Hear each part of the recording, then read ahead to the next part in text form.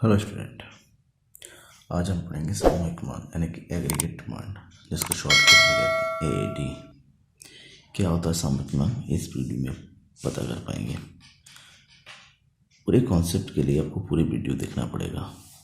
और अगर नए जुड़े हैं अपने मेरे चैनल के साथ तो सब्सक्राइब कर लीजिएगा चैनल को और अपने दोस्तों के बीच में भी शेयर कीजिएगा। चलिए हम बात करते हैं सामूहिक मांग की कि सामूहिक मांग क्या होता है। सामूहिक मांग वैसे तो इसका एक सिंपल सा अर्थ है कि एक देश में रहने वाले जितने भी लोग होते हैं, जितने भी नागरिक होते हैं, सभी नागरिकों के द्वारा किया गया कुल मांग ही सामूहिक मांग होता है। यानी कि सामूहिक मांग को हम कुल मांग भी कह सकते हैं। इसका और एक शब्द है हिंदी में समग्र मांग या फिर वृहद मांग। ठीक है, तो ये सब क्या होता है, मांग के दो नाम है, आपको इससे कंफ्यूजन नहीं होना है। आपको कुल मांग, समग्र मांग, सामूहिक मांग को एक ही रखना, एक ही चीज़ है जिसको इंग्लिश में बोलते हैं एग्रीगेट डिमांड, AD। तो एग्रीगेट डिमांड क्या होता है, मतलब एक देश के रहने वाले जितने भी नागरिक होते हैं उन सबके द्वारा जो कुल वस्तुओं की मांग की जाती है, कुल वस्तुएं खरीदी जाती हैं या खरीदने के लिए जितना भी व्यय किया जाता है उसको हम कुल मांग कहते हैं।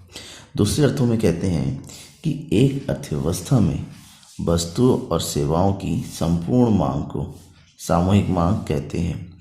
यानी कि एक अर्थव्यवस्था में, किसी देश में उसके नागरिकों के द्वारा जितनी वस्तुएं हैं या जितनी भी सेवाएं हैं, इन दोनों को मिला के जितना भी मांग किया जाता है उसकी समग्र को सामूहिक मांग कहते हैं। और यह किसी भी अर्थव्यवस्था के किसको बताता है, कुल व्यय को बताता है, टोटल एक्सपेंडिचर को बताता है। क्यों? क्योंकि मांग करेंगे तो खर्च होगा, और खर्च यहाँ पर दो प्रकार से होता है। दो प्रकार के खर्च होते हैं, एक है उपभोग व्यय और दूसरा है निवेश व्यय। उपभोग यानी कि कंजप्शन एक्सपेंडिचर, एक ऐसा व्यय जो वस्तुओं के प्रयोग के लिए यानी कि उपभोग पर व्यय किया जाता है, जिसको C के द्वारा लिखा जाता है।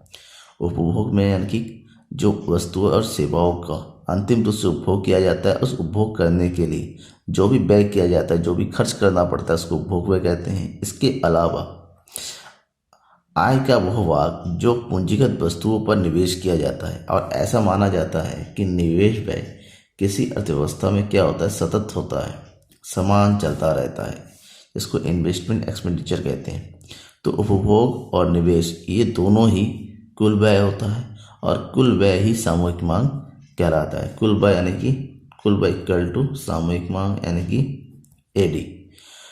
तो प्रोफेसर केन्स ने सामूहिक मांग में के बारे में कहा है कि सामूहिक मांग उस कुल व्यय को बताती है जिसे एक देश के निवासी आय के दिए हुए स्तर पर वस्तुओं तथा सेवाओं को खरीदने के लिए खर्च करने के तैयार है।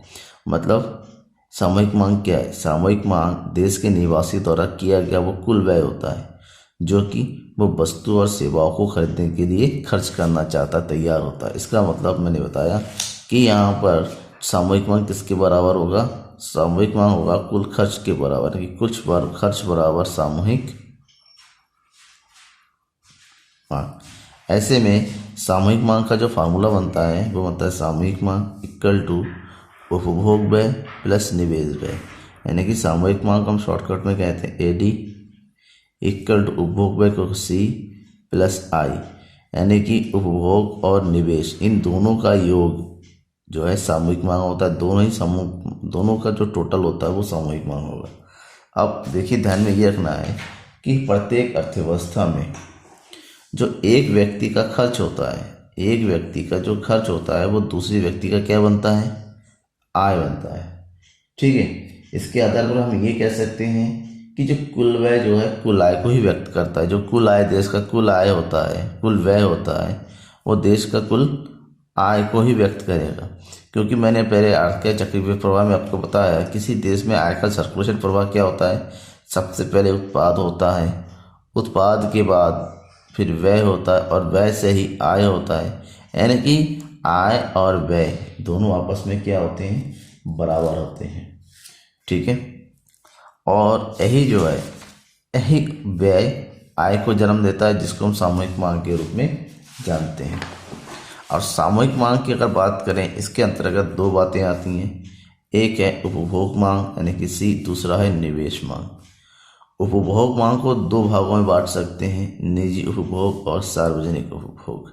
उसी प्रकार के निवेश मांग को भी दो प्रकार से बांटते हैं, निजी निवेश और सार्वजनिक निवेश। निजी उपभोग क्या है? ऐसा उपभोग जो निजी व्यक्तियों के द्वारा या परिवारों के द्वारा अपने निजी प्रयोग के लिए किया जाता है, उसे हम निजी उपभोग क्या कहते हैं।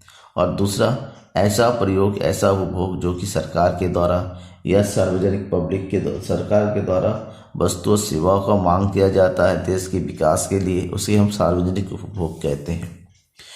उसी के तरह है निवेश मांग, ठीक है ना। निवेश मांग का मतलब क्या होता है? निजी व्यक्तियों के द्वारा जो निवेश किया जाता है। और सार्वजनिक निवेश क्या है? सार्वजनिक निवेश को तो देश की सरकार के द्वारा देश की संपत्तियों के लिए और देश के विकास के लिए जितना भी निवेश किया जाता है उसे हम सार्वजनिक निवेश कहते हैं, ठीक है।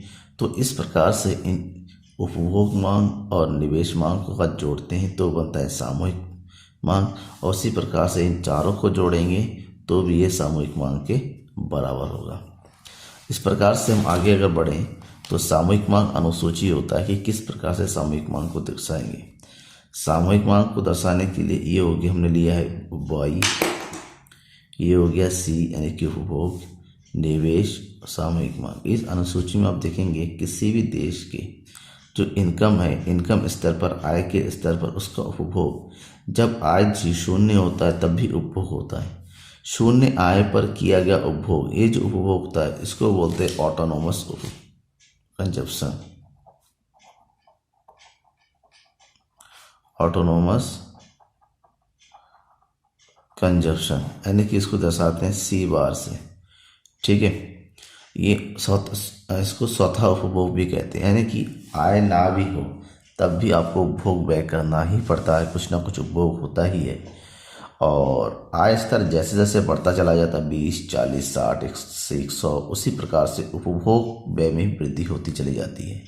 और निवेश ये मानते हैं कि ये सतत निवेश है, ठीक है, और ये जो है इसी प्रकार से हमेशा कांस्टेंट बना रहता है, क्योंकि ये स्वतंत्र निवेश है, इस पर कोई प्रभाव नहीं पड़ता आय का। तो 40-40 हर स्तर पे बराबर होता है। अब दोनों का ए डी बराबर क्या होता है? सी प्लस आई, दोनों को जोड़ते हैं तो ये सामूहिक मांग जो है निकल के आता है, यानी कि 40-40 80, तो ये सामूहिक मांग हो गया, ठीक है। अब इसको अगर हम ग्राफ में दर्शाते हैं, सबसे पहले क्या दे रखा है आपका निवेश 40 जो समान है, तो निवेश को शो करेंगे, दर्शाएंगे। निवेश कैसे दर्शाएंगे? निवेश ये हो गया 20, ये हो गया 40, सामूहिक मांग 40, यानी कि आय के विभिन्न स्तरों पर जो निवेश है वो कैसा रहेगा? समान रहेगा। तो ये हो गया आपका आई, ठीक है। उसी प्रकार से जो उपभोग व्यय है किससे शुरू हो रहा है? 40 से, तो ये भी 40 से शुरू होगा, 40 से शुरू होगा और कहाँ तक जाएगा? 140 तक, ठीक है। 120 और 140, तो ये जो है ऊपर क्या? कंजप्शन यानी कि सी, ठीक है। अब हम बनाएंगे C प्लस आई। C प्लस आई को मतलब है दोनों को जोड़ टोटल, और जिनको दोनों का जोड़ जो है 40 और 40 को जोड़ेंगे, ये बनेगा 80, यानी कि 80 से शुरू होगा, ठीक है। 80 से शुरू होगा 140 तक, तो हमने 80 से शुरू किया, ये 140 तक, ये जो है C के किस में रहेगा? पैरेलल में रहेगा, ठीक है। तो ये हो गया मेन हमारा AD equal to C plus I, सामूहिक मांग का ग्राफ होता है ये, ठीक है। आप उसको ध्यान में रखना है कि सामूहिक मांग हमेशा कंजप्शन से ऊपर ही रहेगा, क्योंकि सामूहिक मांग कंजप्शन और इन्वेस्टमेंट दोनों का टोटल होता है, तो दोनों का टोटल कहाँ से शुरू होता है? वहीं से सामूहिक मांग भी शुरू होगा, सामूहिक मांग, ठीक है। और ये आय के अलग अलग स्तर पर जैसे जैसे आय में बढ़ती चली जाती है, इसका मतलब हमने देखा जब 20 इनकम है तो जितना है 60 इनकम होने पर बढ़ गया है, तो इसमें धीरे धीरे क्या होता है? बढ़ता चला जाता है, ठीक है। अब एक चीज मैं आपको बताना चाहूंगा कि सामूहिक मांग के तत्व,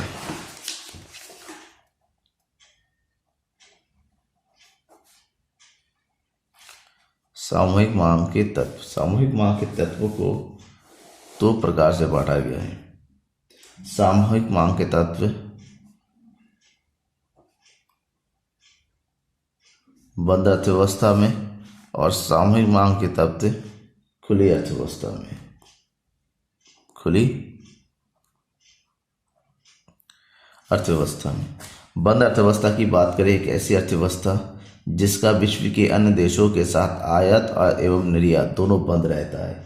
ऐसी अर्थव्यवस्था में सामूहिक मांग के दो ही तत्व होते हैं, यानी कि AD इक्वल टू होता है C+I, कंजप्शन एंड इन्वेस्टमेंट।